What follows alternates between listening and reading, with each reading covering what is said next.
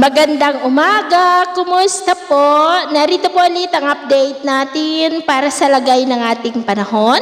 Ngayong umaga po ng August 2, 2026. Sa ngayon po ay dalawang sama ng panahon ating binabantayan sa loob at labas ng ating area of responsibility. Ang nasa labas po ng ating PAR ay malakas na bagyo at isa pong super typhoon na may international name na Dolphin.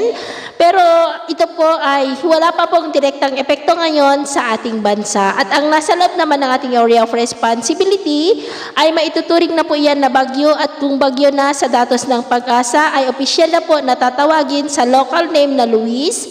Pero posible naman po yan na hindi tatama sa ating kalupaan dahil posible po na mahatak ng Super Typhoon Dolphin habang papalapit po dito, at kasabay niyan ay ang lalo pa na paglakas ng habagat.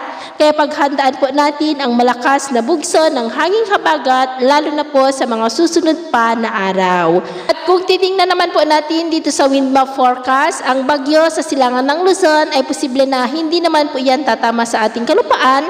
Posible nga na mahatak ng Super Typhoon Inday, at paghandaan rin natin ang malakas na bugso ng habagat lalo na po sa paglapit pa ng bagyo. At ito naman ay pinapakita ng forecast model nating ginagamit hanggang po sa susunod na 2 linggo.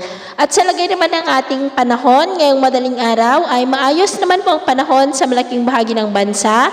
Pero dahil sa trough ng sama ng panahon ay may mga isolated rain sa ilang bahagi ng Babuyan Islands, Aurora, Pangasinan, Polillo Island, Catanduanes, Sorsogon, Masbate, Romblon, Catarman, northern part ng Leyte, Bogo, Iloilo, Bohol, Hinubaan at Zamboanga del Sur. At mamaya ay sisikat naman ang araw sa malaking bahagi ng bansa, pero may tsansa pa rin ng cloudy skies with isolated rain sa ilang bahagi ng Catanduanes, Camarines Sur, Masbate, Northern Samar, Ormoc, northern part ng Palawan, Tagbilaran, Southern Leyte, Dinagat Island at Zamboanga del Sur. At mamayang hapon po, mas maraming lugar ulit ang makakaranas ng mas maulap na kalangitan with isolated rain sa iba't ibang bahagi ng ating bansa. Kaya mag-ingat po tayo lalo na sa mga banta pa rin ng mga pagbaha at pagguho ng lupa. At sa atin naman pong mga baybayin, wala naman po tayong nakataas na anumang gale warning signal sa ngayon.